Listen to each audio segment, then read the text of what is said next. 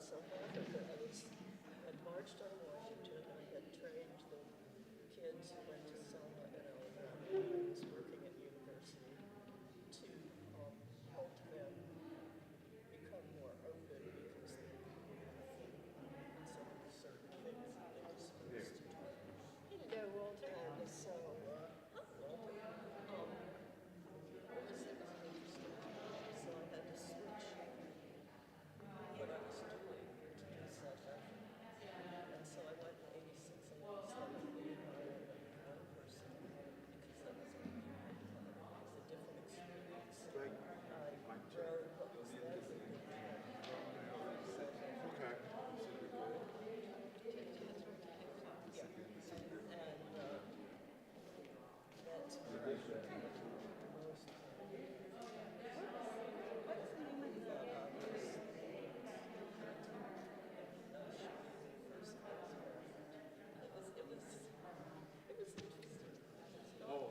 what was then St. Martin's? I think it was was it in Rose Bay? Yeah, Rose Bay, St. Martin's.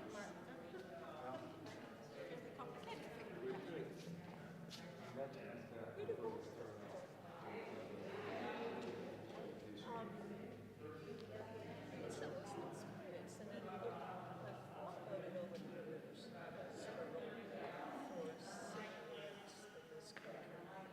There is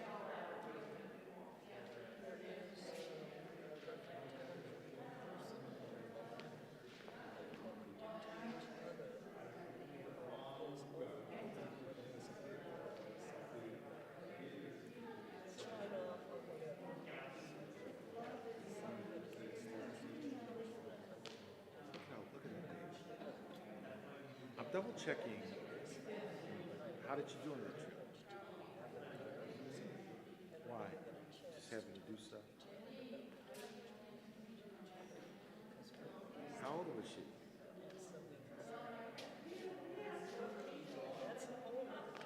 She did good.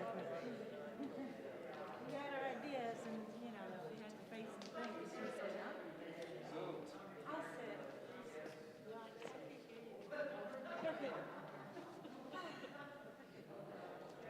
I'm going to do a very quick welcome to the Cathedral introduction, and I'm going to turn it over to Michelle to moderate.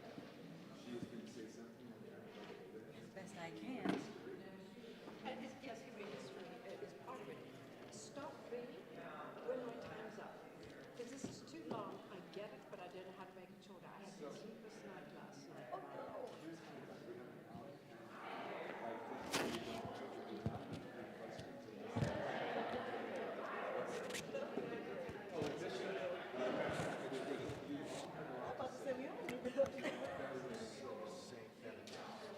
School there, St. Martin's. Like the retreat center is St. Benedict's. Okay. Guest house. St. Thank you. It's in Rose Bay.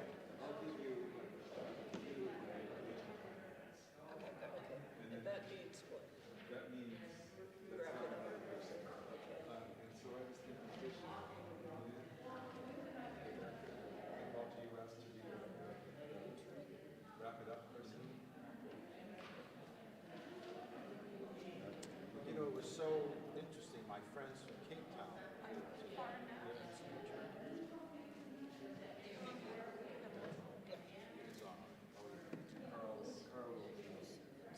So, Linda are in the booth. They'll be raising the morning. So we'll come to this particular program. They each have things that I have up.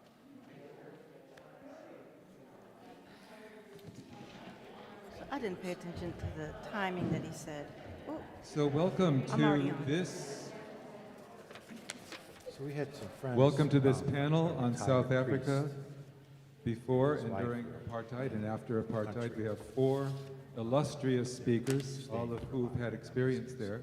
I'm Stan Baker. I'm the deacon here at the Cathedral and archdeacon for diaconal formation for the diocese. I had the incredible experience once when we had an online Zoom of, I believe it was Rebecca and Walter and Lynn. I got going on South Africa and I thought, this is amazing. People need to hear this. So I think what they have to say will not only be fascinating, but will also apply to our systemic racism that we experience here. Carl and Linda are up in the booth. This has been advertised throughout the diocese, so I have a feeling we'll have a lot of people online. I'm glad we have some people here to make it feel in person.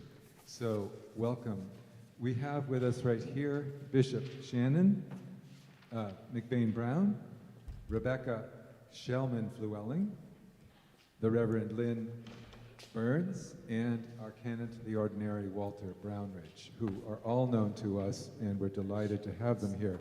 I'm going to stop and turn this over to the bishop now. Okay.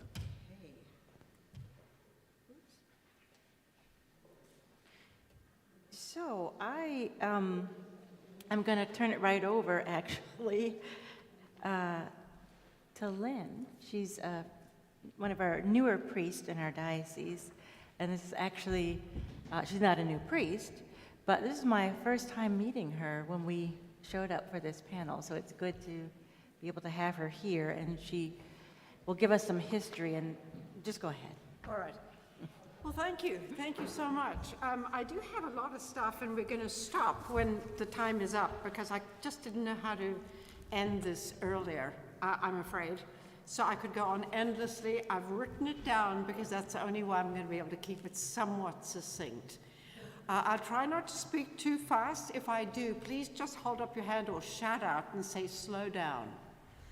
So here we go.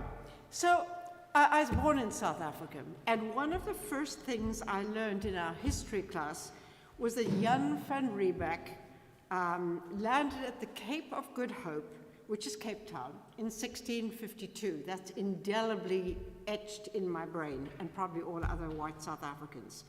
He was with the Dutch East India Company, and the instructions they had was to build a fort in Cape Town and develop a vegetable garden.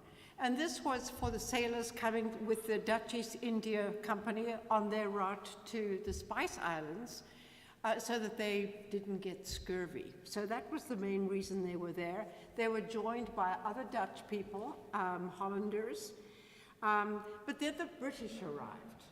And I bring this up because the antipathy between the English-speaking white South Africans and the Afrikaners, who were the Dutch descendants, is a very significant part of South African history and apartheid. So they arrived, and the beginning of a power struggle was there. They alternated in governing the Cape, which was where they landed initially. And there were some significant events that took place right at the early stages of the British settlement. The British, who were no angels, let me tell you, but one thing they did do was they emancipated the slaves. And this was in 1834. The Dutch descendants, the Dutch people, they were not happy with that, and they took off. And they crossed the country, the southern part of the continent, in their wagons. And that became a sort of a symbol of their solidarity, of their being a chosen race, of forging a future a little bit like the people here in this country who crossed towards the west. Great hardship, roaring rivers, wild animals, a lot of battles with some of the Africans, the different tribes who they encountered along the way. But that is what forged their identities as an understanding of God's chosen people. They moved inland, and they moved to two republics in the central part of southern Africa that were very poor. They were poor until, of course, gold was discovered. And guess what? The British came in droves. And they settled there as well. That resulted eventually, because of the antipathy, the sense that the Afrikaners had of their independence being eroded, in the Boer War. And among the things that the British did was to create concentration camps, which was just a wonderful way to forge really good relationships with the Afrikaners. There are some 26,000 Boer, which is the Afrikaner name often given, somewhat derogatorily at times. 26,000 Boer women and children, and 14,000 black and colored people, colored being mulatto, the marriage or the relationships between white settlers and Africans. And when I say Africans, I'm talking about black people in South Africa. And they died, all of them, under appalling conditions. And the Boers were defeated, obviously highly humiliated. And this set the stage for the deep-seated antipathy that continued throughout apartheid. I worked at the South African Embassy in London later on in 1976 and had an experience with an Afrikaner diplomat. We were very well into, I don't know how many bottles of South African wine. We were really very drunk. And I was with some English-speaking friends, and at some point he shouted at us. And he said, the bloody English, you killed my grandparents in the concentration camps. And I had no idea. I was so ignorant. So the years of apartheid, or separate development, were from 1948 to the 10th of May 1994, and that's when Nelson Mandela was elected the state president of South Africa. I was born in February, the 12th of February, in Pretoria, one of the capitals, the bastion of apartheid, 2 years after the Nationalist Party came into power. I finally left on the last day of the year of 1978. I wanted to be out of South African airspace before midnight, as I didn't want to taint my future. My understanding was that the English-speaking population of South Africa had been absolutely horrified, and I think this has some bearing on us with concerns about authoritarian governments, when the Nationalist Party came into power in 1948, because they never believed this would ever be possible, and comforted themselves with the thought it would never last. Well, it did, for 46 years. I was part of the South Africa that was still a union. Currency was pounds, shillings, and pence. Grew up singing God Save Our Gracious Queen. And my brownie promise included doing my duty to God, the Queen, and my country. In 1961, there was a white referendum held, and South Africa became a republic, much to the chagrin and incredible unhappiness of my family and all of our English-speaking friends. The national anthem changed, it became DSTEM, which is the voice, new national flag, holidays, etc. So what were my reactions to the politics of the country? What was my understanding of racism at this point? Well, I had no understanding of these concepts at all as a young person, though I do remember telling my parents when I was a young girl that I thought Africans were the same as us whites. I don't believe they saw this as a positive sign. By and large, I was just living my life under the only system I knew. We always had servants. Everyone I knew did. I knew as a fact that the servants lived in the back of our house in what was called a kaya. The kaya at our house consisted of a bedroom that had been a garage, a separate toilet and basin, no shower, no bath. I knew that the African women who worked with us, or worked for us, could live with us. This is because my dad would have signed the necessary paperwork at a police station to vouch for their employment. I knew African men, their husbands, their boyfriends could not stay with their wives because they didn't have permission to do so. I knew that the children of the women who worked for us couldn't live with their children. Their children tended to be sent to grandparents. The ones that I was aware of were in the northern part of the country. And sometimes that the servants requested time off to attend a funeral of a family member. Very begrudgingly, white missus or white madams would grant this, which meant that they were not working the 7 days a week that they normally worked, with 2 half days in the week, and were paid about $30 a month at that time for their efforts. We called African men boys. When we went to the butcher, we ordered boys' meat for the Africans, substandard cuts of meat that no white person would ever eat. We had a garden boy in his 60s who worked in our garden each week. We had an ironing girl from Soweto who came to Johannesburg about 6 out of 7 days a week. Each time she ventured to go to work in the city, she would walk on dark streets in the early morning, from a 1 or 2 bedroomed house with minimum, if any, amenities, to catch a train to Johannesburg, the White City, 16 miles away. She would then take a red double-decker bus, on the front of which was a sign that said non-whites only, or in Afrikaans, everything was bilingual, slechts nie blankes, bound for a suburb in which we lived.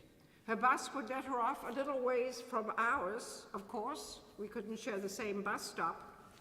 And then she'd make that same trip, of course, every night. Now, Soweto trains were reputed to be very, very dangerous. They were jam-packed, and innocent men and women would be perfect targets for what they called tsotsis, who were delinquents or hooligans, young men with no jobs and no prospects for jobs, no education or very little, who thrust sharpened bicycle spokes up people's passengers' backs so they could steal their wallets and then disappear at the next train station. There was a movie called Tsotsi in 2005 that documents this. I never saw a black person in a position of any status or authority when I lived there, ever. We were served by only white people in stores, Africans pumped gas, worked on the mines, were laborers on farms, they did all the road work, with white overseers as their boss, standing by. They did menial tasks. They regularly brought, one of them would bring liquor for my parents to our house from the local, what we called bottle store, in a large basket in the front of their bicycles, trying desperately to avoid the teeth of our large bull mastiff called Gigi, who terrorized them. An African gentleman in his 60s brought me and all the other white employees at a company I worked at coffee or tea, whatever we wanted, every day at 10 a.m. and 4 p.m. We followed British practices. What did I know? From a very young age, I knew that white people got into trouble for doing things that the government didn't like. I remember my parents whispering about something related to girls we went to school with. They would stop whispering as soon as we walked into the room, and I learned later that the parents of these girls that we were at school with were under house arrest. Their dad was Joe Slovo, who was the leader of the South African Communist Party. It was a party banned under apartheid. And he eventually became the commander of the ANC's military wing called the Mkhonto we Sizwe, after which he went into exile. Spear of the Nation, yep. I learned that talking politics was off limits, along with religion and sex. I knew that Steve Biko, leader of a grassroots anti-apartheid campaign known as Black Consciousness, the Black Consciousness movement during the 60s and 70s, had been murdered, because my mother showed me the headlines in the only newspaper in South Africa that wasn't strictly censored, just called the Rand Daily Mail. I remember her saying when she showed me the article, she said, I knew it, after protracted South African police denials. Pretty much everything was censored. Movies, printed matter, books. There was no television when I was growing up. The government did everything in its power to keep us isolated, ignorant, and fearful. Our family moved to Johannesburg and ended up living in Parkview, a suburb about 4 or 5 blocks from the Zoo Lake, a little lake in which we could rent a little rowboat. By that, I mean whites could rent a little boat and row.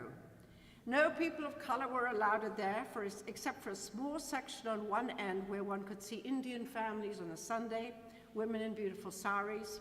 There was another small wooded area in a far corner of the property that must have allowed a small group of black Zionist women to worship there on Sundays.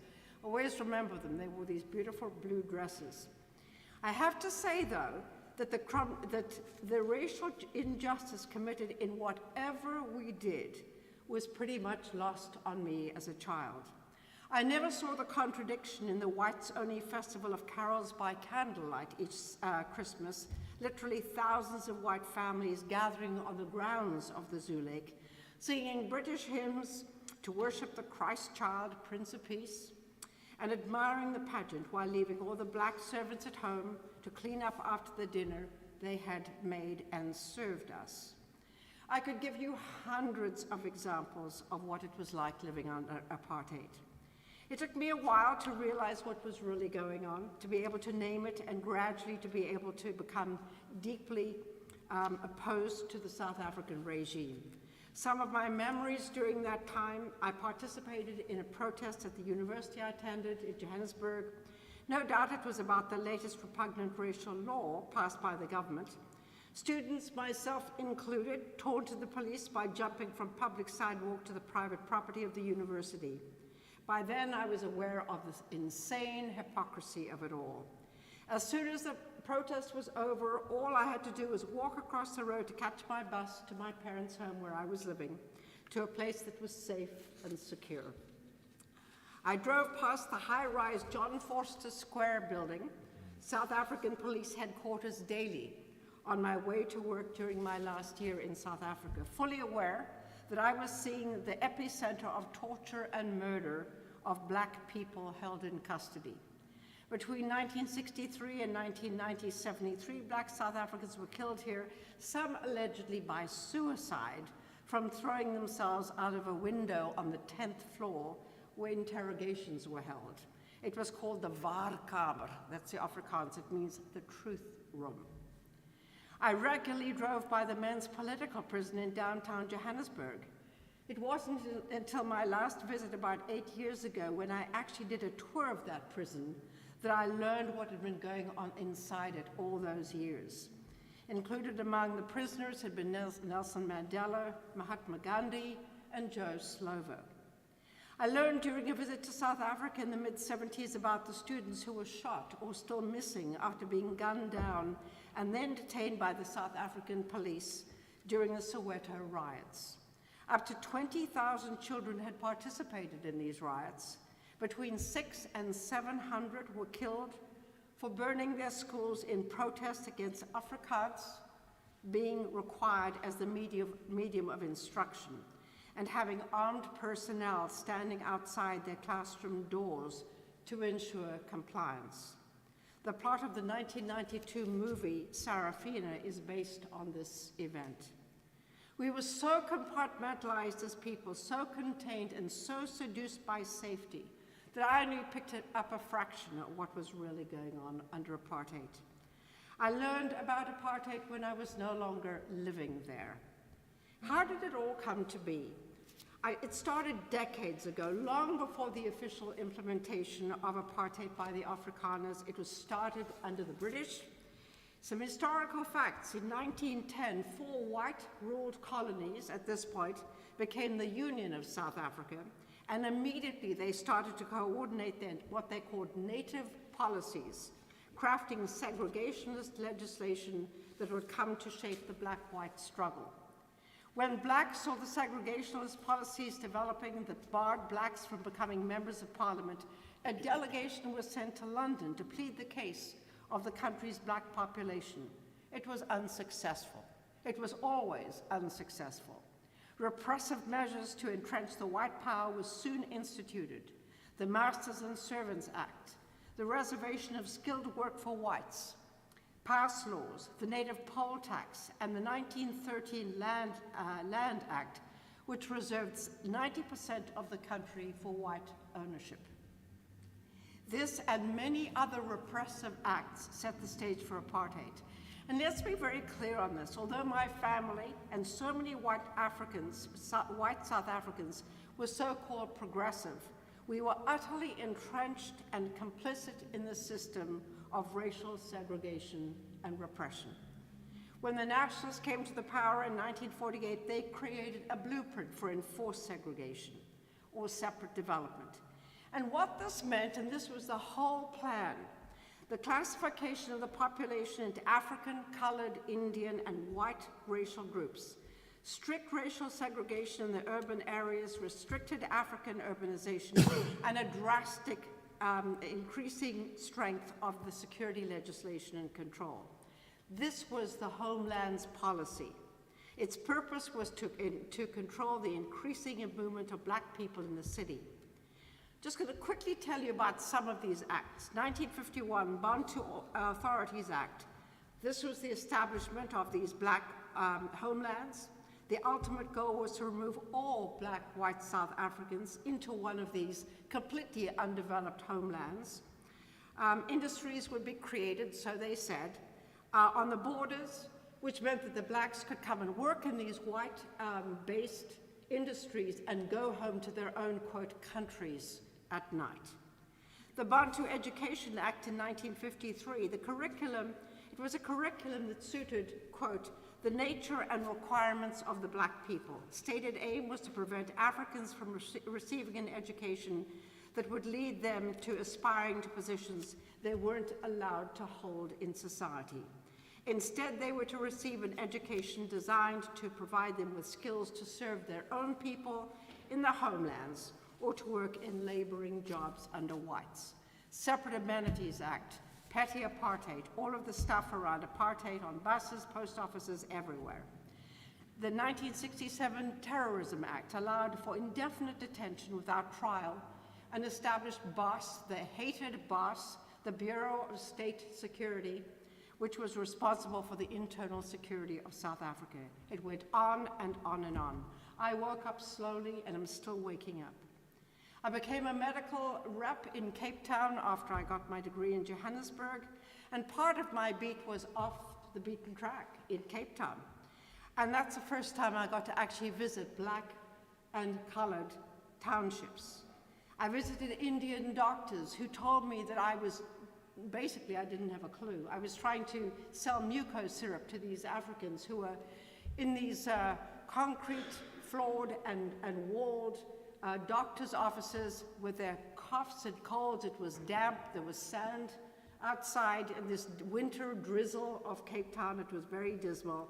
He said, of course, this, whatever I was peddling, muco syrup would work, but that would be a week's wages for any one of these folks. He told me about the government that had bulldozed Woodstock, a part of Cape Town, where colored folks had lived for generations. He asked me what I was doing alone in that suburb so late in the afternoon. Douglas Leokana, an African gentleman, ethnically a Soto, and I worked at adjacent desks at a so-called equal opportunity American company called Computer Sciences in Johannesburg. I was secretary to the head of marketing, but we were left very much on our own because these guys from this department were out on the road. We talked, Doug and I, almost incessantly for a year. I so badly wanted to meet with him and break bread. I thought that was important, but there was no public place we could go to. So we eventually went downstairs to where my car was parked in an underground garage. So he could crouch down, we could go out and go to my apartment where hopefully no one would see us. His black friends told him to be very careful of me because I was, quote, too friendly. I asked him what he meant, and he said they thought I was a government plant. He gave me one of the greatest compliments I've ever received. He said I had a black heart. On March the 21st, Doug invited me to Soweto on the anniversary of the Sharpeville Massacre, an event in 1960 when 60 unarmed blacks were killed, mostly from gunshot wounds in their backs, when they were protesting the hated pass laws. I told Doug that if I went, I'd be killed as a white person. He said if I did not speak Afrikaans, the language of the oppressor, I would be all right. I didn't go. How are we on time?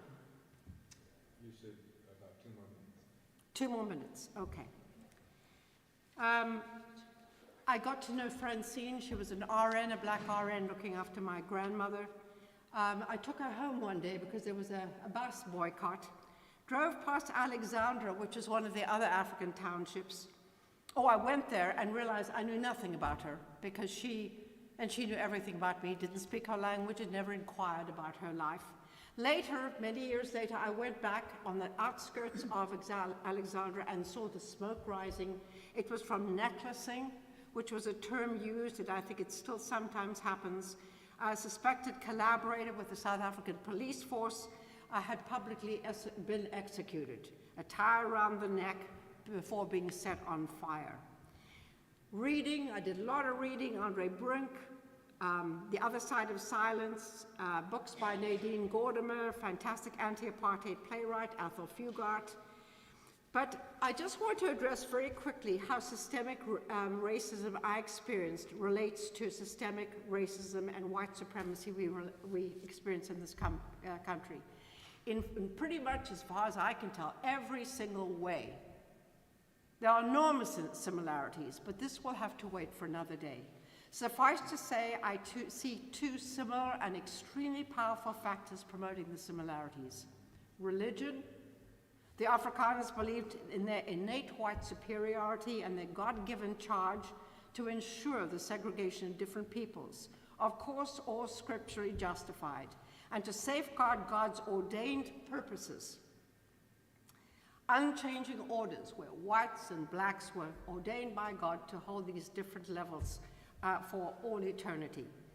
I know from the amazing works by Canon Stephanie Spellers in her book, The Church Cracked Open, and Kelly Brown Douglas, Stand Your Ground, that this is the religious heritage of our Anglican colonial forebears as well. And the second factor, self-preservation. In South Africa, what was known as swart gevaar, which means black danger, that's what I believe lay beneath it all. Fear of annihilation, self-preservation at all costs. Isn't that what white supremacy in this country is all about?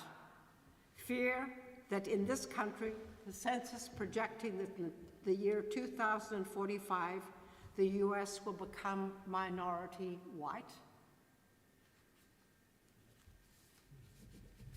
Thank you, Lynn.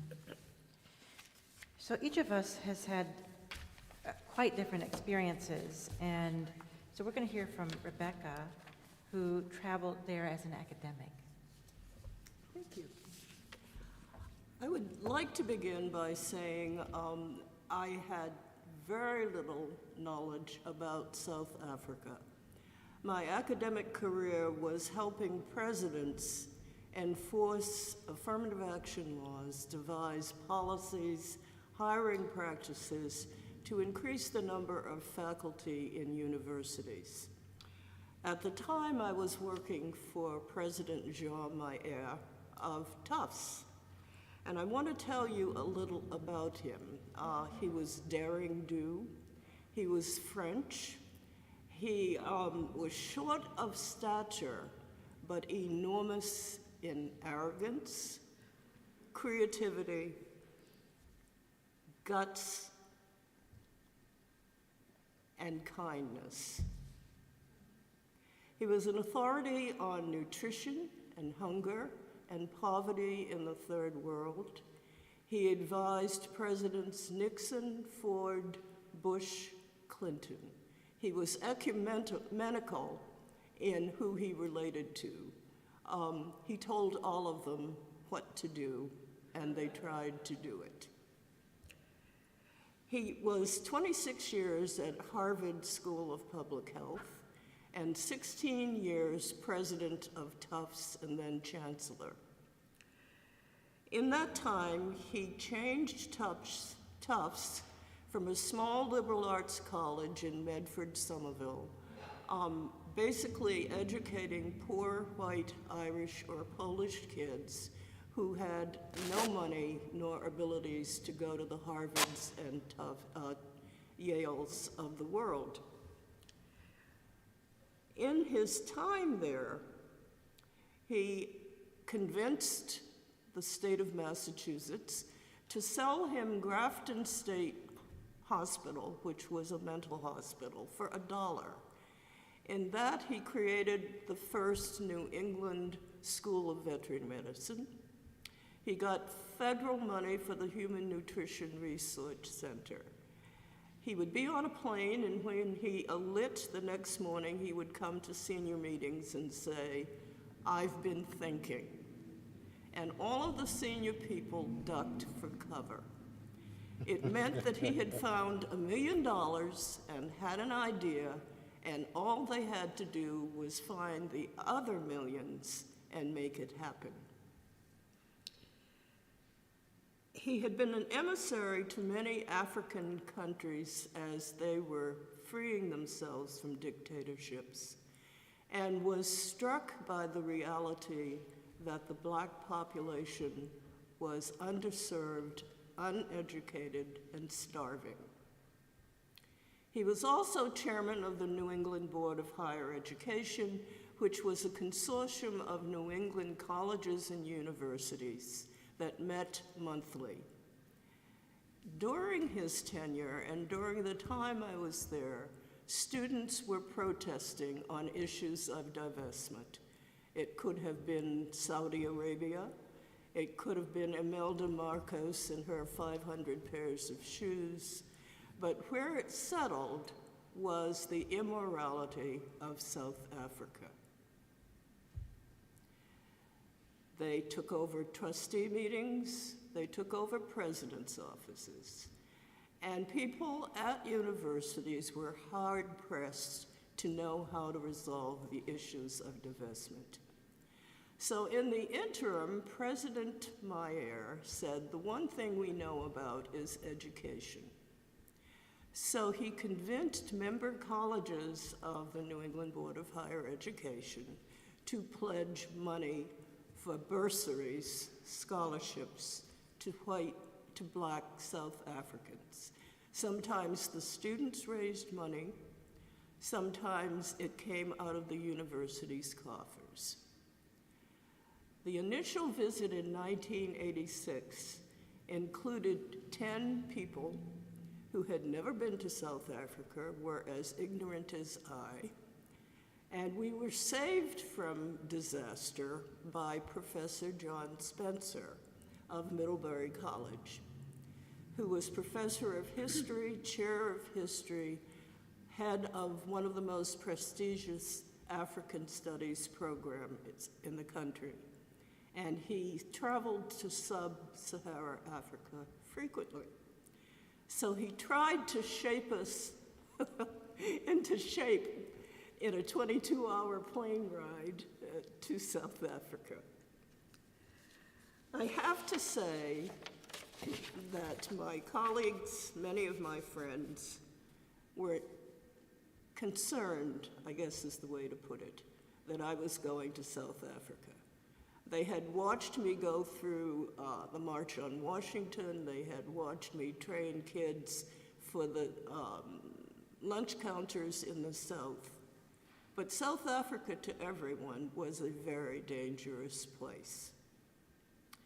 We were to meet with the Vice Chancellor's faculty and students at the University of Cape Town, at Western Cape, at Durban, at Rhodes, and Witwatersrand. We were never on our own. We did not sightsee. We went where we were supposed to be, accompanied usually by an English-speaking faculty person. It was a revelation to me, because first of all, the Black students were older. They were dreadfully poor. They were coming for a chance, but they thought they were to work for the CIA in terms of, I'm sorry, I'm losing words, spying on their government. So they began to ask, why are you here? Why did we get selected? What do we have to do? When there were not rooms in the dormitories, they had to walk back to the townships in the night to get back before curfew. Their parents were not eager for them to be at university because it meant a mouth that had to be fed but was not working. There were often limited numbers of candles, and so even arriving at home, studying was a mixed bag. It was hard to be in the townships and to see the design and cleverness of the South African Boers in portraying, for example, Soweto looked pretty nice. Had nice houses, brick apartments, etc. But the further you went into the townships, the bleaker it got. So that by the time you got to black Africans, there was a water spigot sticking out of the ground that was for animals, people, baths, flushing. This brings back a lot of memories. Various of the vice chancellors had no real knowledge of the division in the educational offerings for white people, colored people, and black people. So you may have a chem faculty person saying, but he supposedly passed the matrics, without an awareness that they were using decades-old textbooks and did not have labs. I remember the vice chancellor of Rhodes with his Harvard robe and an Oxford hood, waving in the breeze. And we asked him what his problems, if any, were. And his response were, the black students were not coming to his afternoon teas. I was in the dorms trying to teach them how to flush toilets and use washing machines. So the disconnect was extreme. The University of Cape Town and Western Cape were extremely informed and determined to make a difference in the lives of black South Africans. I remember a particular faculty person from Cape Town, British, and he said to me, Americans are very self-righteous. They forget about slavery. And I remember a student saying to me, you have a country that has a constitution that supposedly protects you, but it doesn't. And we have a constitution that is very clear about not protecting us, but it is our country.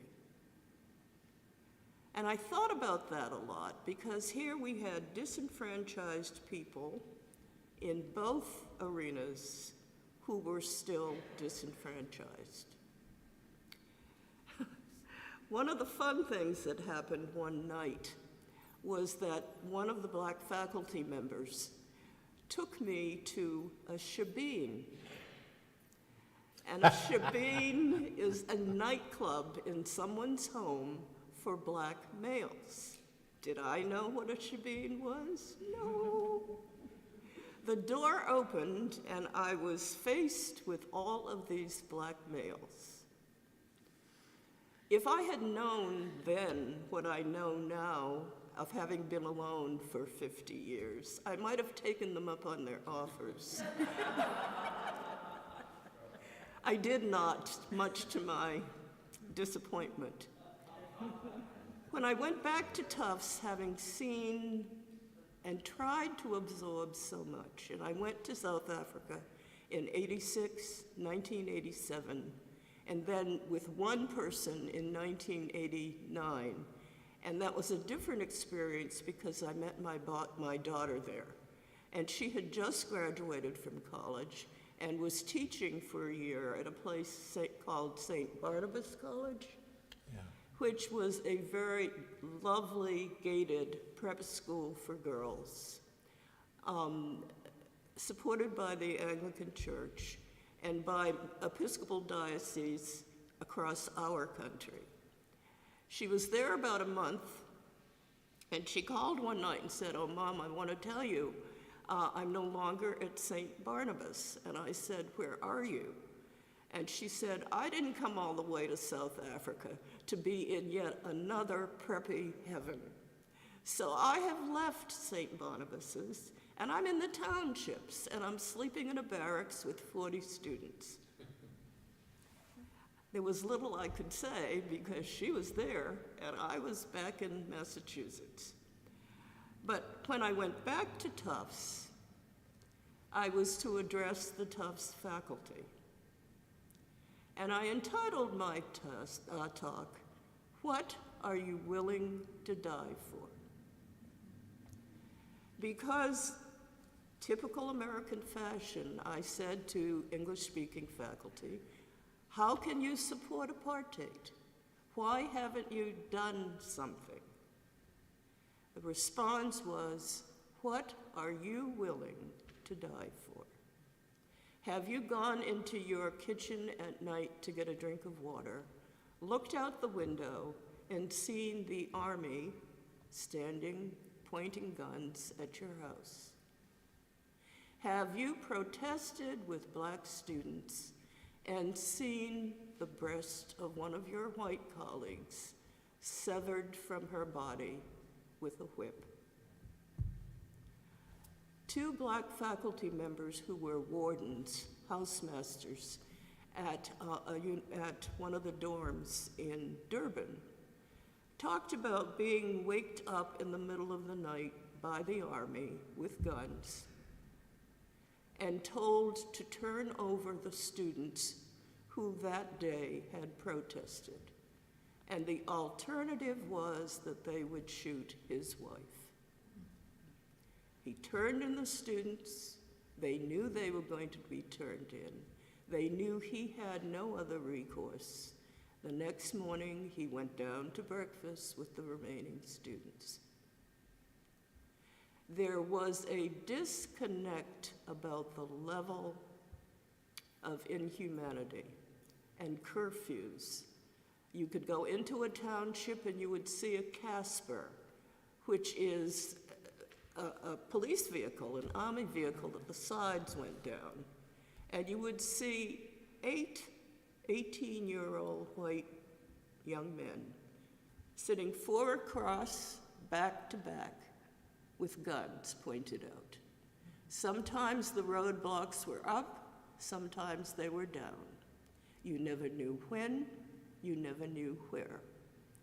If you went to faculty dinners, you would notice at 9 o'clock, the few black faculty that there were gone, because they had to get back to the townships before curfew.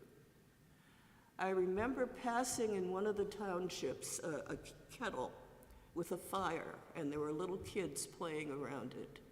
And I said to my escort, "Why doesn't somebody stop those kids?"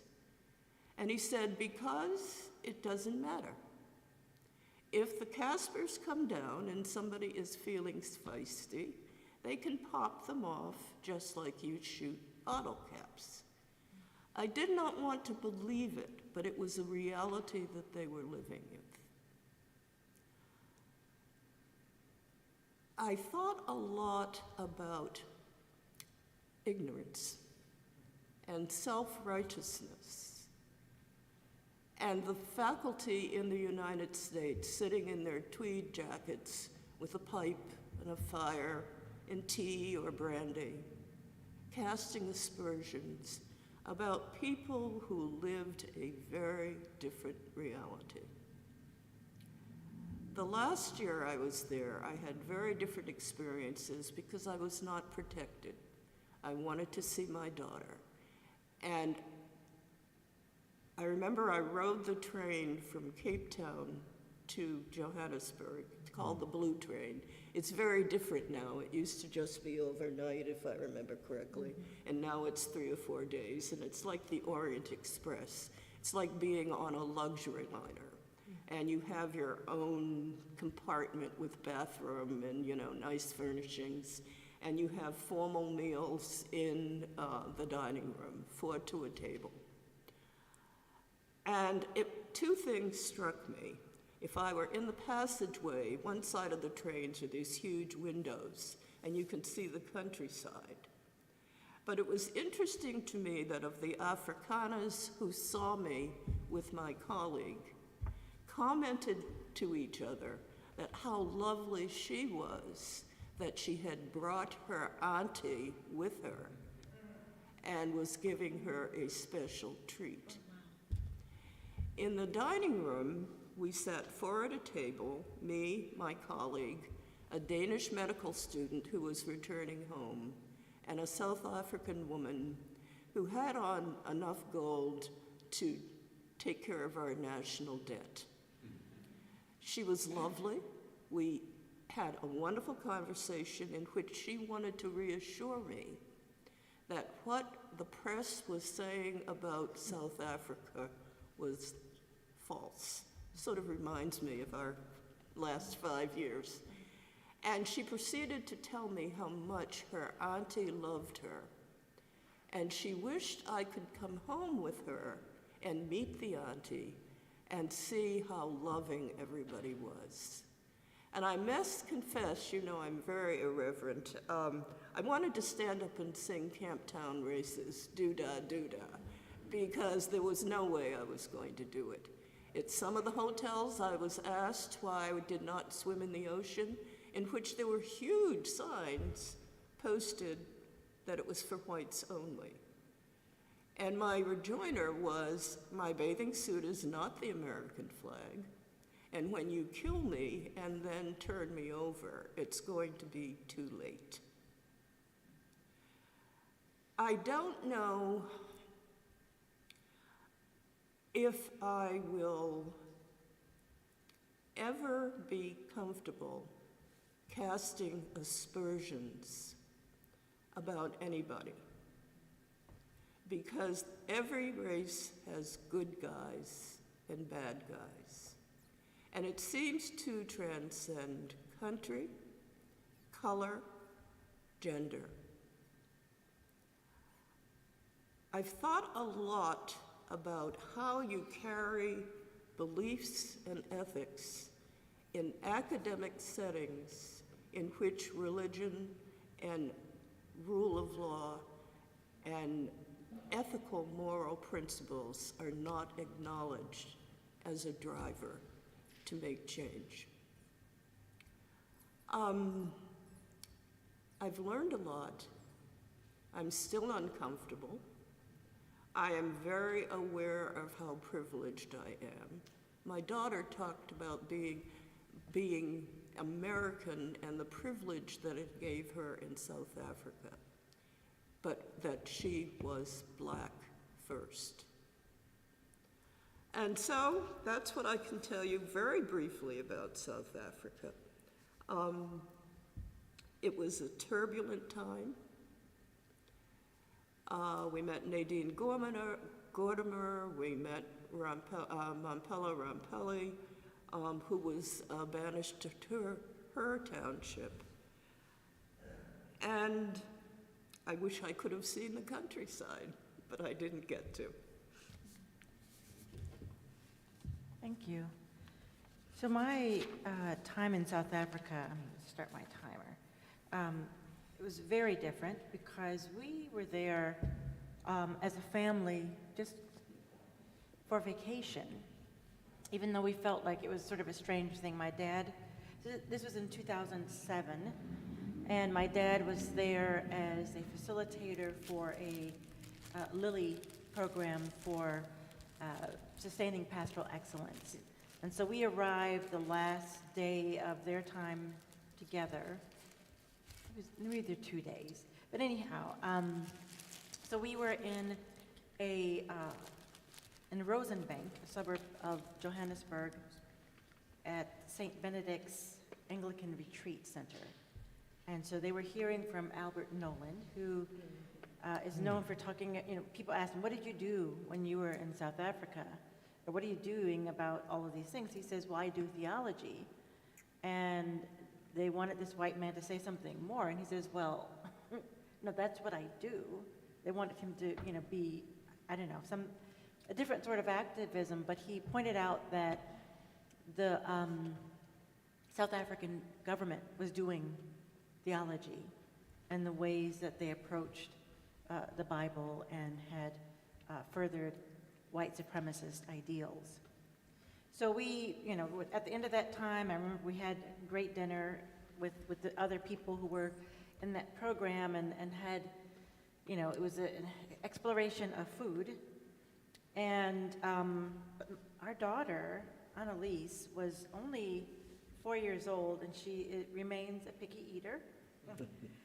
And I remember that so we ended up going to McDonald's. And we were on the way to McDonald's, and she was livid. And she was really angry. She's, you said we were going to Africa. This just looks like home. Why, when are you going to take me to Africa? I'm like, well, but this is Africa. I want to go to Africa, real Africa.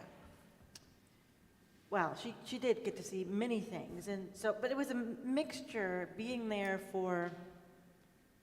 as tourists, also knowing the history, and then just how that was going to feel for us, and wanting to enjoy it, but also wanting to learn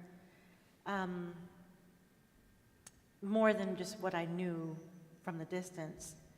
And so we visited many places, and don't remember all of the names of the places. We went to the Hector Peterson Memorial Museum, which commemorates a 12-year-old student who was one of the first students killed in an uprising. Several, murders of children. And there's a famous, photograph of him and his sister, and there's another child. And they were protesting having to speak Afrikaans in school. And then we had this driver, and he, we try to forget, and also it was very strange. He was a white man who had been a police officer. And none of us really remembers all of the details, except for he was very,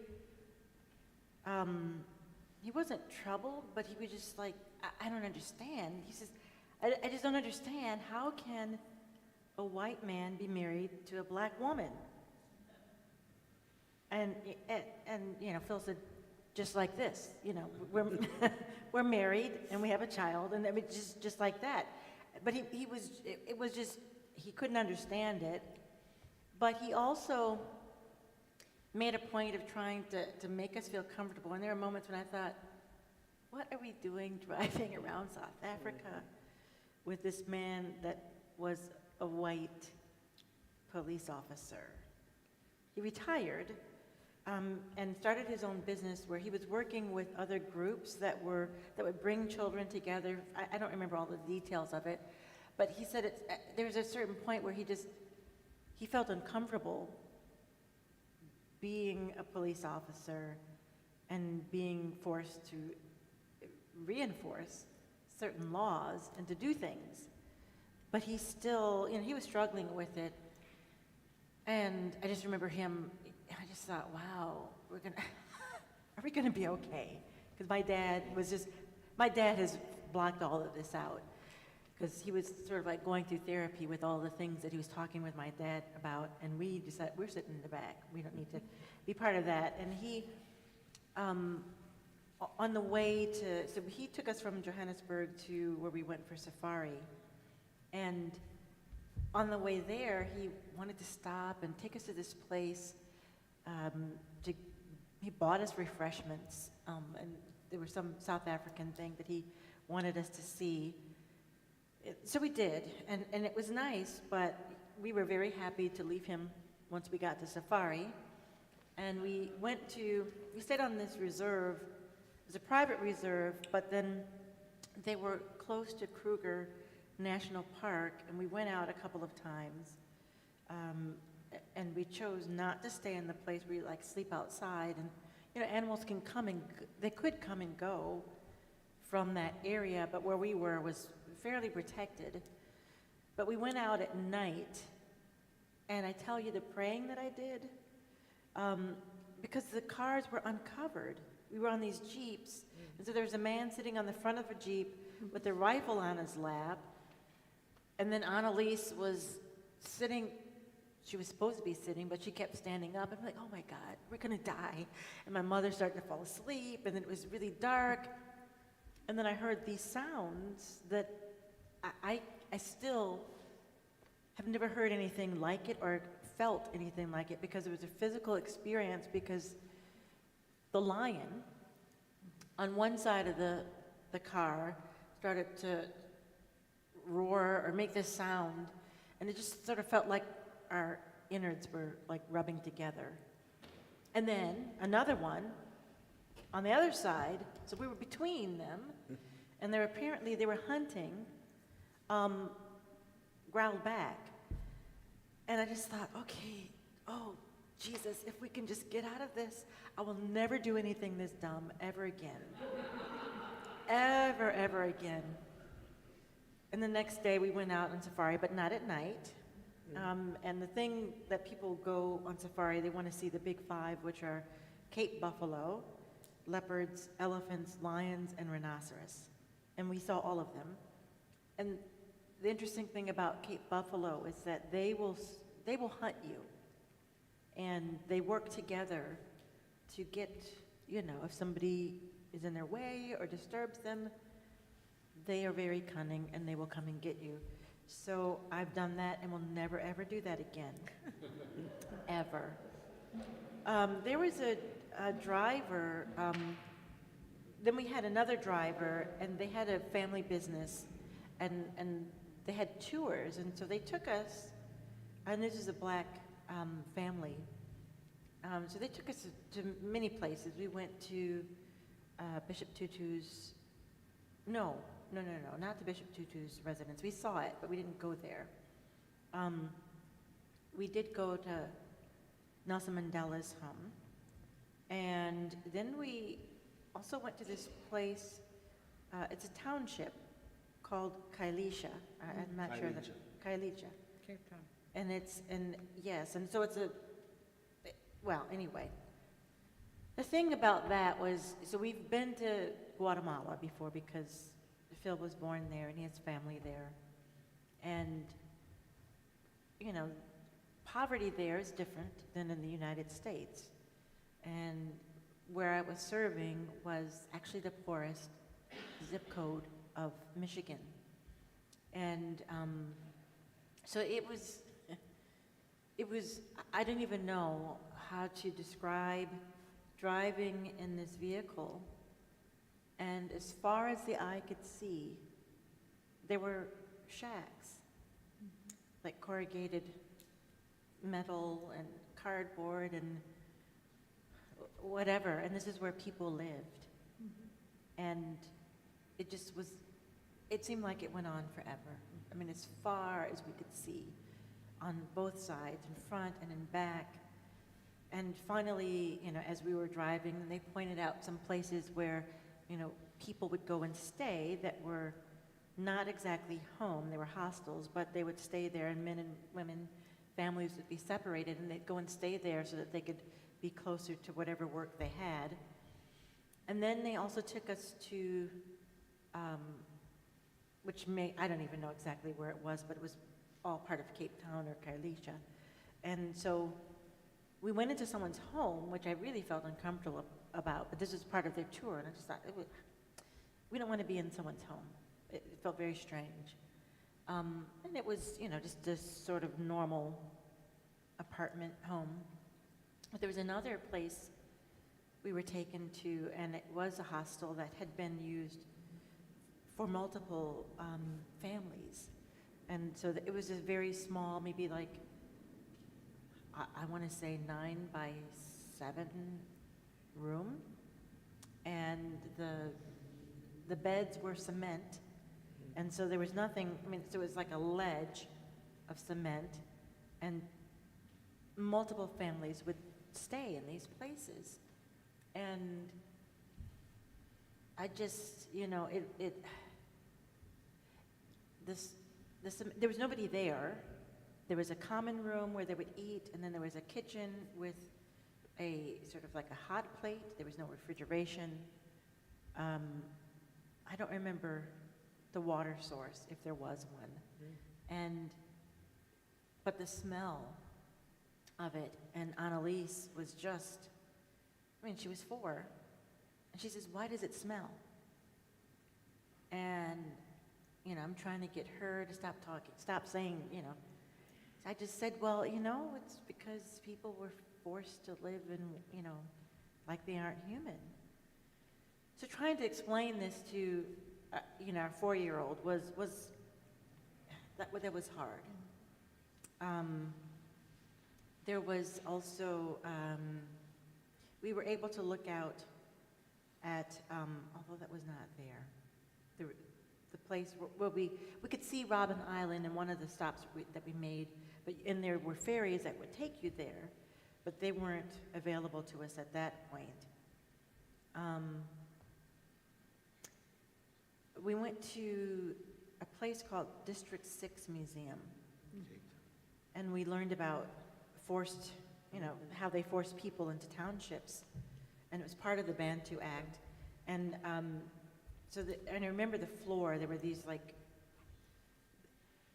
was like a map, and showing where people lived, and Annalise was, processing all of this. And District 6 had been a community of freed, formerly enslaved people, immigrants and merchants, and everybody just, they were living together, and it was bulldozed and cleared and became a white township.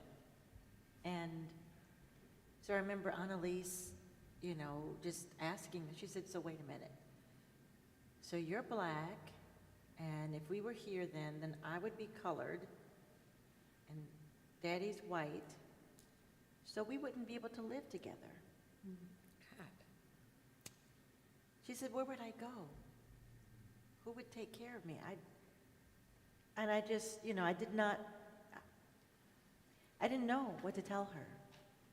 So that was really, she was, that's the kind of child she was, though. She would ask these questions and want to talk about things like that, about history, about, just about civil rights, and, that was just normal conversation for her. But it was a little different than when we were she's in the bathtub and saying, tell me history, Mommy, and what history you do want to know. Tell me about when women couldn't vote or whatever, things like that. But this was different because we were in a place and we weren't in our home and experiencing a different thing.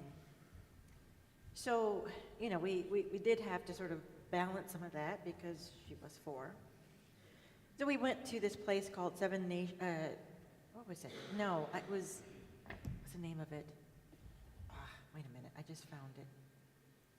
I've got to tell you the name. Lasati Cultural Village.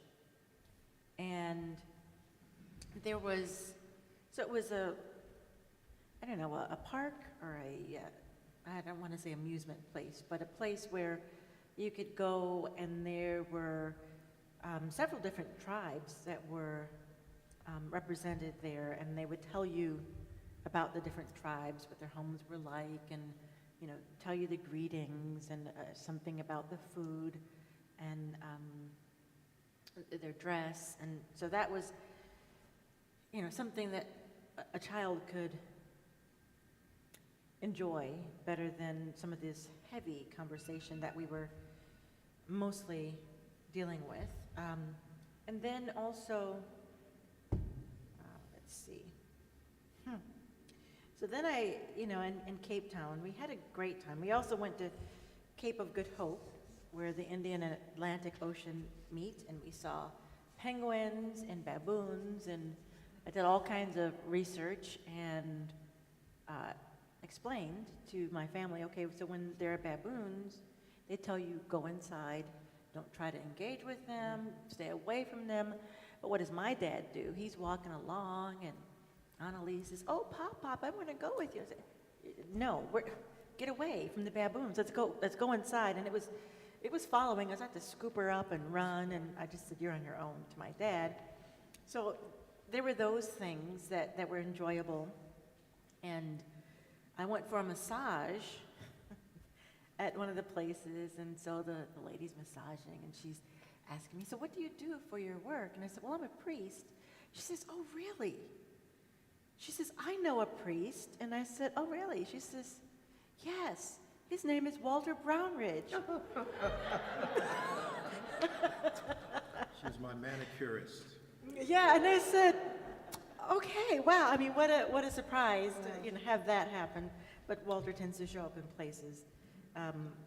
Anyway, and then our last evening there, I remember we went to this hotel on the way back. We're going to take our, leaving South Africa, and And we went to get some food, again, Annalise and her pickiness, and Phil and I were trying to order food, and the black server, was a man, would not serve us. And we kept trying to get him to serve us, and he wouldn't. I don't remember what he said. I don't remember what we said. I just remember that he wouldn't serve us, and so we had to find a different way to get food for Annalise. But that, and this trip really stuck with us for a long time, just that it was good to be there and to have, these different experiences, to eat different food. But it was very unsettling to think of it as a trip that was just enjoyable. Anyway, so that's our trip to South Africa. So let's hear from Ken and Walter about his trip, Okay. his time there. Would you like me? So, and it's 15 minutes? Well, Oh, don't tell me it's no, not. I'm going to say 15. In case I go there's, over time. Okay, set it for 20, I'll do that. All right, so for those who don't know, I've had an interest and contact with South Africa since I was about 17 years old, so that's nearly 40 years ago. But my wife and our family, we lived there from 2003 to 2006, and then I continued to travel back and forth for work in the Episcopal Church where I was serving for several years, as well as having friends and former colleagues and mentors come to both where I worked in Sewanee at the University of the South and in Hawaii. But I want to, and first, my fellow panelists for giving very, unique and different perspectives on their time there. I want to get eventually to our family's experience and my experience there, and over the years comparing the United States and South Africa, particularly on race. But listening to, as I said, the salon that the bishop went to in 2007, which was a nail, pedicure, manicure, and also massage place. The woman, Yvette Van Newt, who was the owner of this place. That's the first place I started getting manicures when I lived there from 2003 to 2006. It was just a couple of blocks up the mall. St. George's Cathedral, where I worked, kind of like downtown Burlington, but it's a much larger city, obviously. The Cathedral Walk opens up to St. George's Mall, which is like Church Street Mall, except much fancier and nicer, lovely, and the weather is quite Mediterranean. So most of the year you can sit outside and drink a coffee or have a meal. And one of the Yvette's shop for nails and massages was on that. But I just want to just start with this context about the complexity in South Africans' history.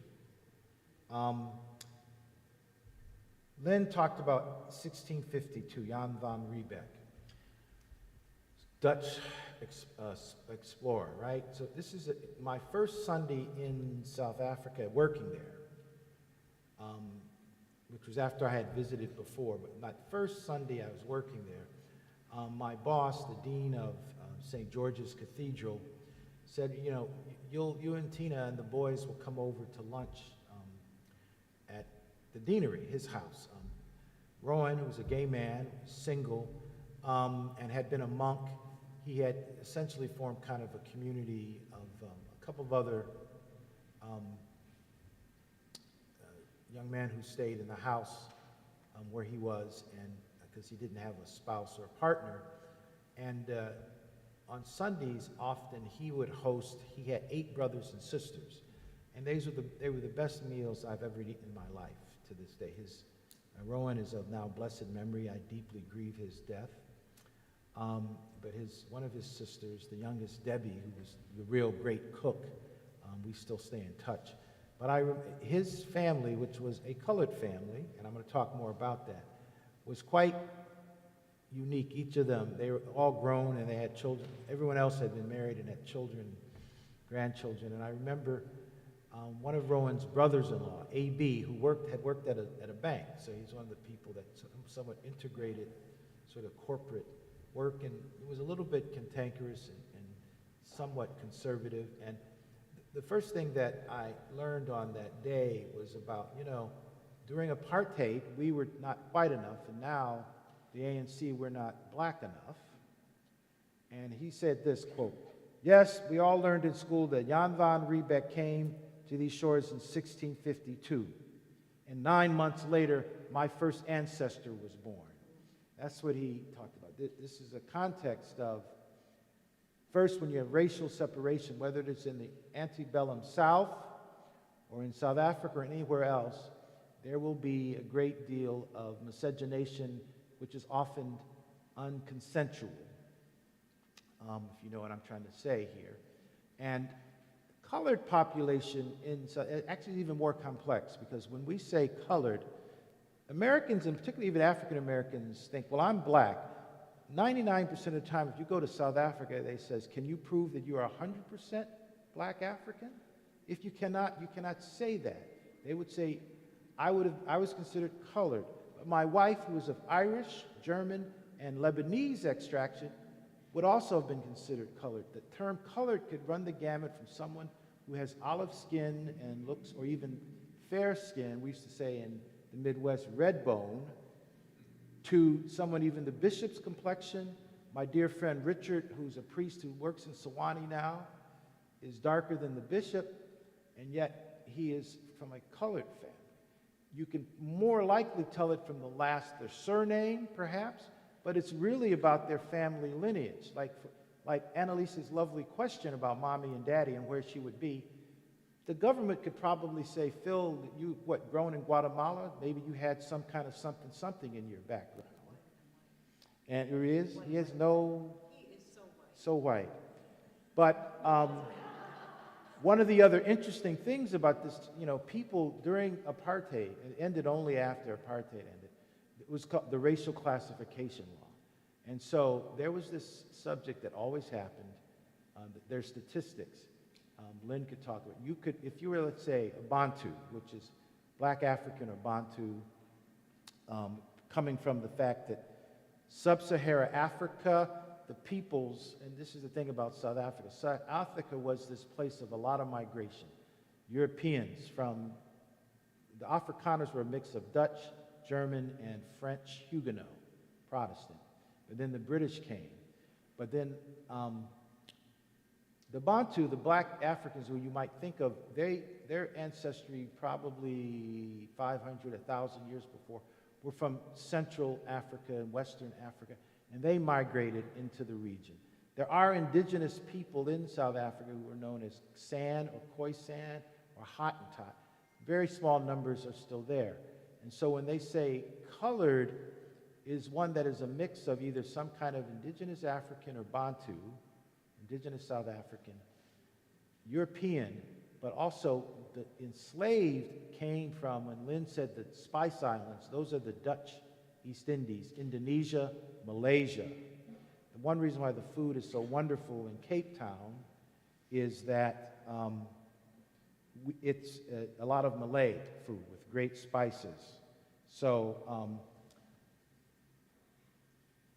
so there's this mixture. And so in that period that Lynn talked about, historically, the animosity between the English, the British, and the Afrikaner, and the term Boer, which means farmer in Dutch, it is similar to America, I think, in the way classes and ethnic groups among whites did not trust each other. And one of the things I've learned from a scholar named René Girard is the scapegoat theory and the mimetic theory. When two ethnic groups, let's say the Palestinians and the Israelis, who are very similar, Semitic people in the same region, and they actually are very similar in their cultures and families, maybe different in religion, but how they really despise one another. Protestants and Catholics in Northern Ireland, very similar. And that one of the ways that the powerful and the dominant try to assuage and calm those tensions down is a scapegoat theory. So in America, the formerly slave owners and the formerly enslaved, as America moved out west and they continued to annihilate the native population, African Americans actually took pride in being, you know, oh, my ancestor was a buffalo soldier, one of the black soldiers like the ones that were stationed here in Burlington from 1909 to 1913. We were, quote, Americans, so we come together for this against another group. It's like A and B combined against C.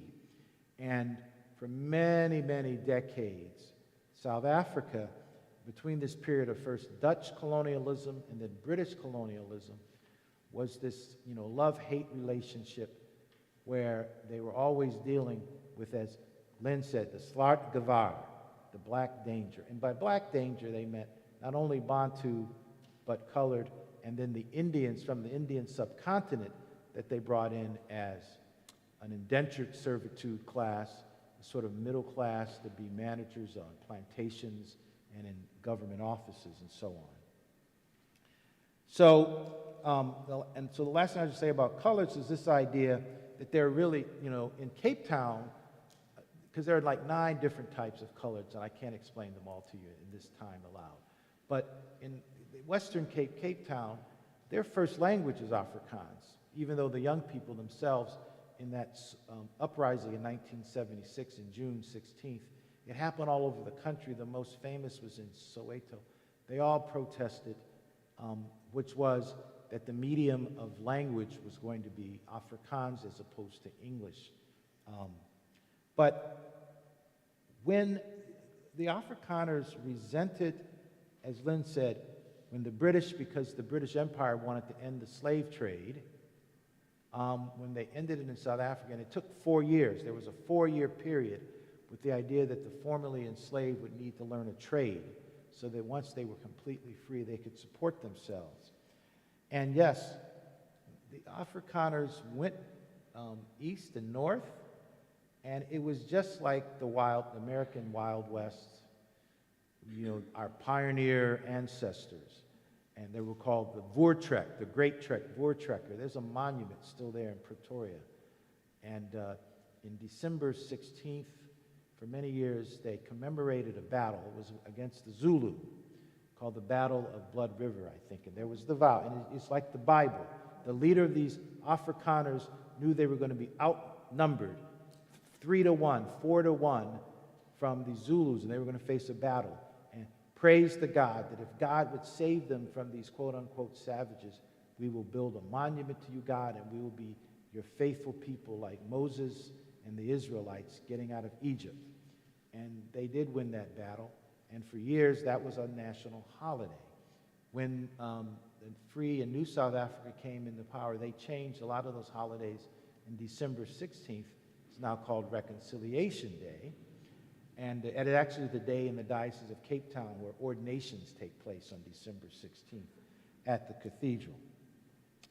But the thing that the tensions between the British and the Afrikaners and how they would, quote, rule and struggle went on for a while. And of course, the group that was the C, black Africans, coloreds, they was really struggling, and taking a cue from what was even happening in India, they started the Congress Party system. And that's when Lynn talked about going to Britain, which was still the colonial ruler, to do that. And originally there was the African National Congress, the Colored National Congress, the Indian National Congress. But shortly after their founding documents in 1912, the African National Congress said, we are going to end racialism.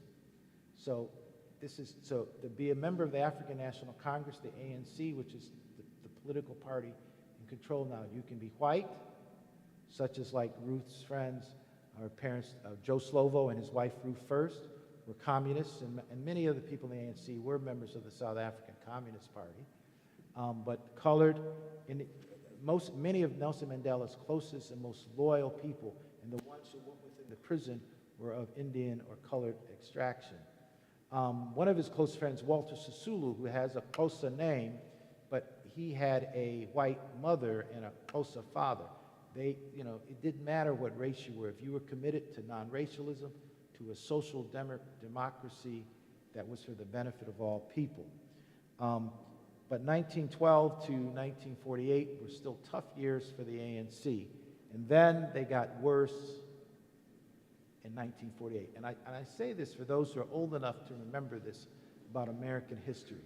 In 1948, in South Africa and in 1948 in America, we were, in fact, two countries are in similar positions, race relations. My father could attest to the American situation in my study of South African history. And America has got deep white supremacy problems, but one thing happened in 1948 in America. That was the year Strom Thurmond, who was a so-called Democrat, broke from the Democratic Party and started the Dixiecrat Party. And he did so because the Democratic Party, Hubert Humphrey was mayor of Minneapolis, Harry Truman was the ticket bearer. They started to talk about civil rights, just talk about it a little bit. Not really doing anything, but just talking about it. Scared Thurmond and the Southern Democrats enough that they broke away. If you might remember 20 years ago, a Republican Senate leader, it's Trent Lott, because basically what eventually happened, is all those Dixiecrats in the South became Republicans. Trent Lott, who came from my family's home, Mississippi, when Strom Thurmond retired from the Senate at the age of 100, he got into trouble. Trent Lott got into trouble because he said, Strom Thurmond ran for president in 1948. He didn't win, but if he had won, we would not have had all these problems over the years. And of course, in 2002 or whatever, to say that was, that canceled Trent Lott, and he ended up having to step down and eventually leave the Senate. The point is, in 1948 in South Africa, the Afrikaner Party finally came into power. They had never held power. There was this, whether you were an English speaker or even an Afrikaner, you were part of the Union Party, which basically was talked about, it was kind of like white union, and union with Great Britain. And within a few years, all of the laws. The first law they passed was outlawing interracial marriage. These moves towards ending Bantu, education for Bantus would be very limited to basically you would, after 12 years of education, you would essentially have about 6 years in real terms, just enough to be a maid, a janitor, and so on. That's why both Desmond Tutu and his wife, Leah, they quit teaching. And Leah be trained as a nurse and a social worker, and Father Desmond went to seminary. You can go to the Apartheid Museum and see the hundreds of laws they passed beginning in 1949 and continuing a lot through the 50s. And then eventually they break from Great Britain in 1961, change all the national anthem and all of that. And in places like District 6 in Cape Town, in other, Sophia and Johannesburg, who had been thriving communities for people of color, become white communities. The dean of St. George's Cathedral today, Michael Weeder, his wife, Bonnie Weeder, a colored woman, she is the director of the District 6 Museum. They did a Broadway play about that, about what thriving place it was, and then they lost so much when they forced removals. The other thing that is unique when the bishop and Rebecca and Lynn talked about townships, one of the things, particularly about apartheid, downtown urban areas were white. That's where business people lived, that's where the hipsters would live, whites, and then the cities were white. Unless you were like, had a pass, everyone had a card, an ID card that told you, the police what race you were.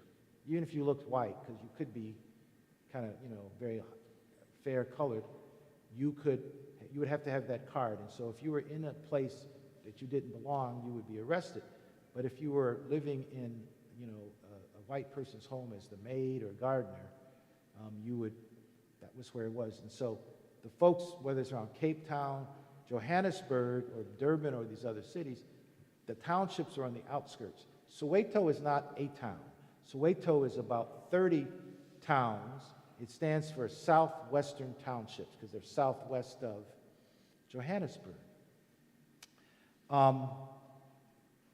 So this idea of race, and one of the things about carrying an ID, every year of apartheid, certain people tried to get their race classification changed, and they did.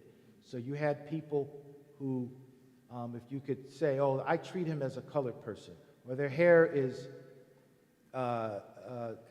crunkled enough that you could slide a pencil through easy, or the paper bag, or again, if 10 people, colored people said, oh, this person's not Bantu, they're colored, you could get your card, your race reclassified.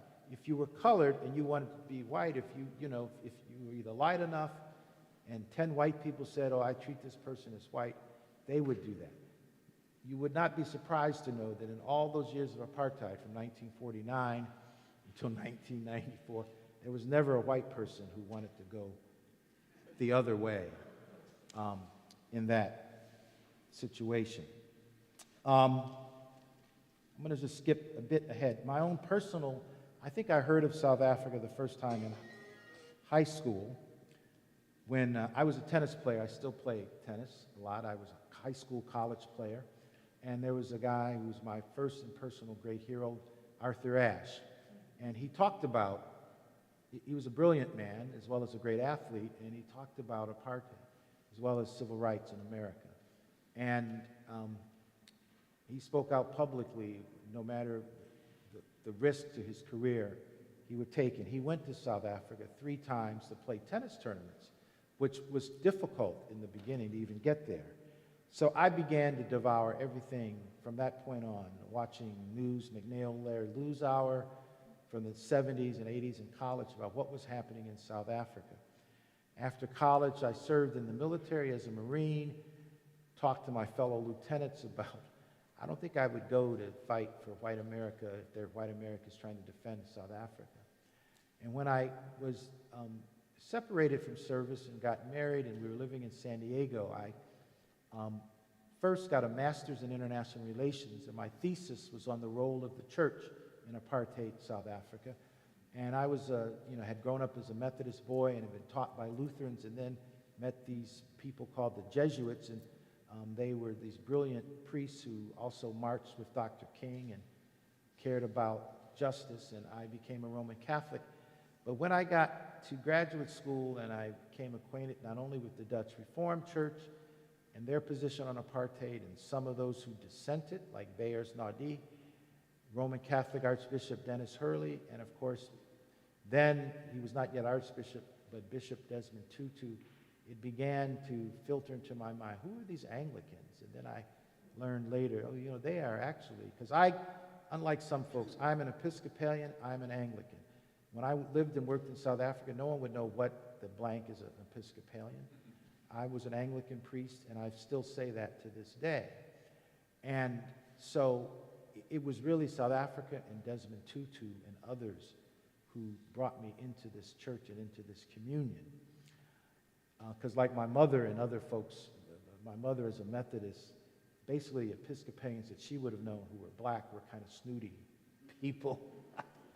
Very snooty. My mother was well educated, but because she was not college educated except for secretarial school, and even though she was very light-skinned, she was not quite into the upper crust with the Mrs. Dr. So-and-so and Mrs. Lawyer so-and-so. But anyway, I became an Episcopalian because of Desmond Tutu and the role of the church, even like black Episcopalians like Bishop John Walker, who stood up against apartheid. And after my master's, and I went to law school at Georgetown in Washington, was the fall of 1984, and when Ronald Reagan was reelected in 1984, there was a lot of, among the sort of African-American civil rights community, a lot of disconsolation. And a group of people, Randall Robinson, Mary Frances Berry, Eleanor Holmes Norton, and I believe Walter Fauntleroy, who was the D.C. representative, they went to the South African embassy for a protest They attempted to enter and sit in, and they were arrested. And that sparked a 3-year ongoing heightened awareness of the anti-apartheid struggle, and people started coming from around the country protesting. Students, they would have like Law Students Day, and we would go march around the embassy saying, no business in South Africa, asking for the government, our government. And of course, like in Britain, Margaret Thatcher was opposed to sanctions. Go watch The Crown. There's a great segment, or episode about Queen Elizabeth not being happy with Mrs. Thatcher because of her support for the apartheid government. But also in America, we were able to eventually pass sanctions and override Ronald Reagan's veto. And it was during that time that I first met Desmond Tutu when he came to Washington for a visit in about 1987.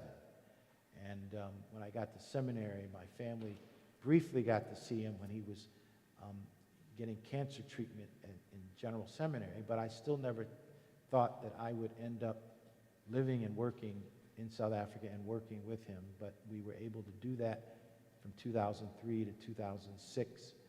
And there are a slew of contradictions, as I think everyone talks about. For me, how much I learned. You know, I have friends who are Xhosa who have welcomed me, and first Sunday there at church, a woman says, "Welcome home, my brother." Others, because it was 2003 and the Iraq War had ended, as soon as I would open my mouth, there'd be a problem with some folk. So I learned in public, in representing the cathedral, I would learn, okay, I'm Walter Brownridge, I work at the cathedral. And you can tell by my accent, I'm not from, and I named these townships, Manenberg, Athlone. These are colored townships in Johannesburg. You know that I'm not from there. But then I'll have to just say, and it's the only time I've ever done this politically, but I did not vote for George Bush. And then they would applaud and say, you can stay. You can stay. The only time I ever politically really talked about politics in the pulpit was the Sunday after the pictures of that prison, Abu Ghraib, what was happening, of the way he tortured people and humiliated people. And then there was a congressional hearing a couple of days later, and the newspapers I was reading online said something like, there was a protester at a hearing said, "Fire Rumsfeld." And I was in the pulpit for evensong preaching, and I said, the problem is you can't fire Rumsfeld. You have to fire Rumsfeld's boss. I remember there happened to be some people from Berkeley, California there. I think one white woman got up and walked out, but everyone else stayed. It's a great deal of, you know, the economic disparity, but the time I lived there was, for our family, a time of hope despite the realities, because most of the people we knew across the racial lines, whites could admit that the problem of white supremacy was at it.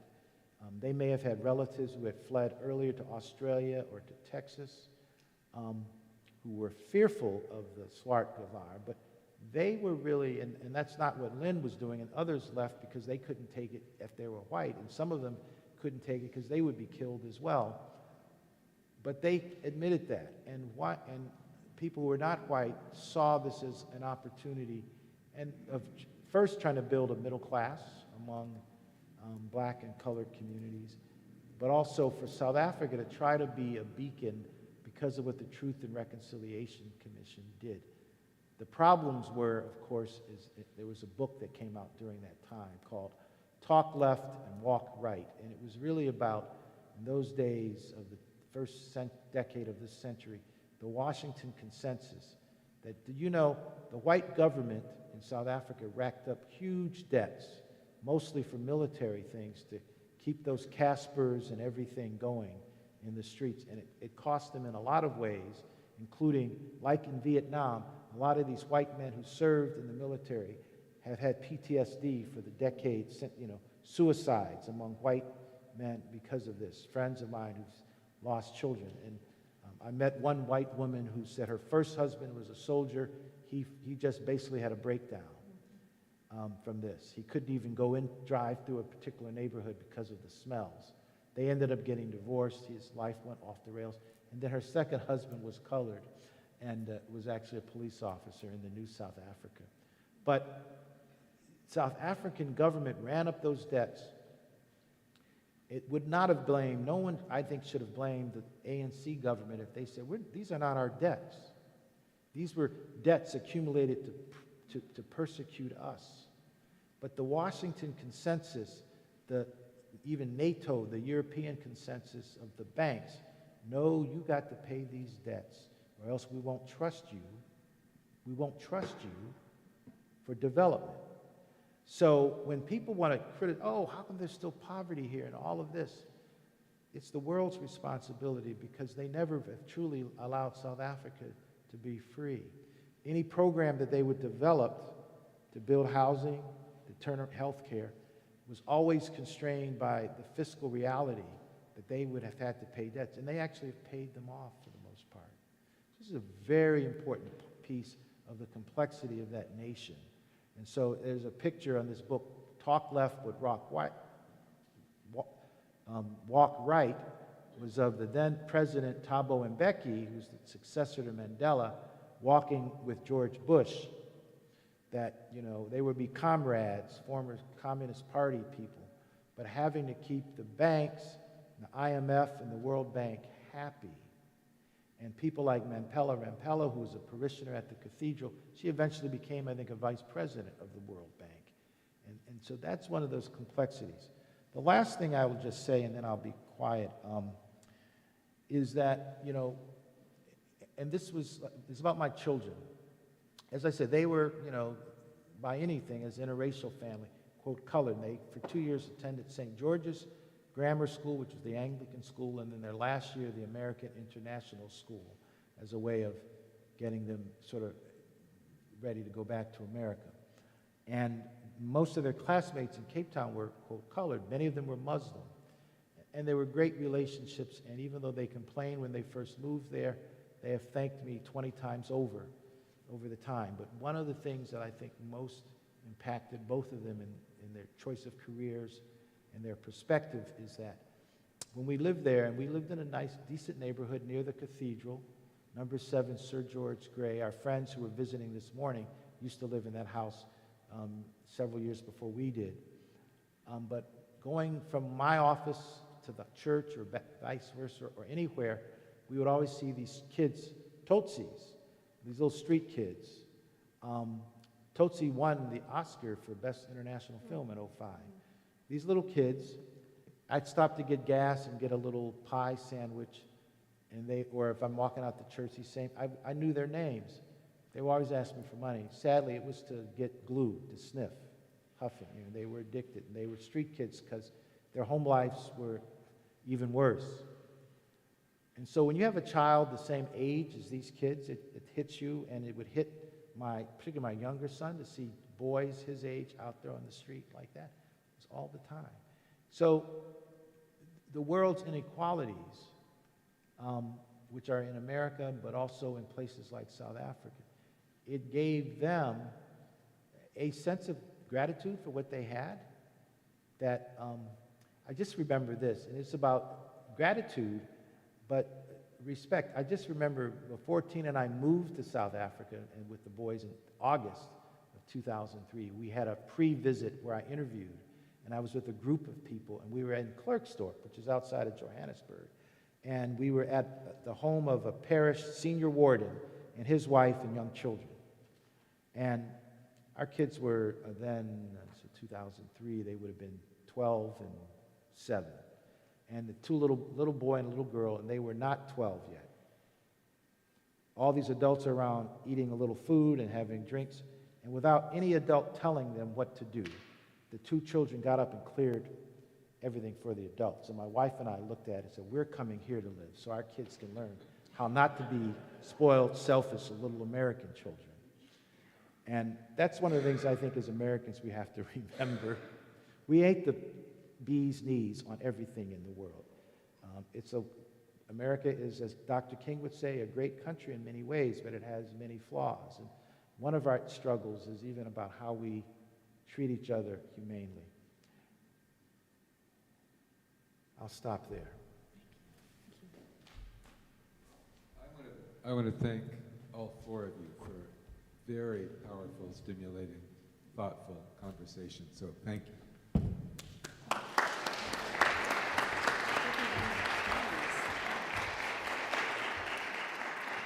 We could go on. Maybe we have to come back another time for questions and conversation. But I hope that you all learned something, are taking something away that will spur more conversation. I just wanted to say, Walter, am I correct that Archbishop Tutu is your son's godfather? Is that right? Namesake. So the youngest son, my sons have interesting. Alexander Thurgood is my first son, Thurgood Marshall. Great. I was a lawyer then. And then Desmond Martin, his name is Martin, as in Martin Luther King, and his middle name is Desmond Tutu. And so he sang in the Men and Boys Choir during his time in Cape Town. And one Christmas Eve midnight mass, the Archbishop Desmond was preaching. Martin had a temperature of 101, but he still wanted to sing. So he sang and told us. And so, of course, when Father Desmond, as we call him, said, Martin is here, and he's sick.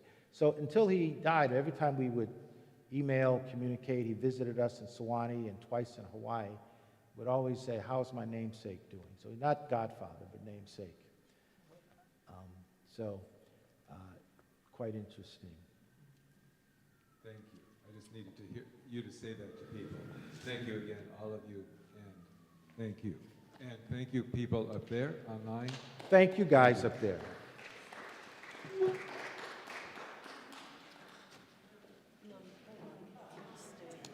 Oh, she's a lovely person. She's still going on.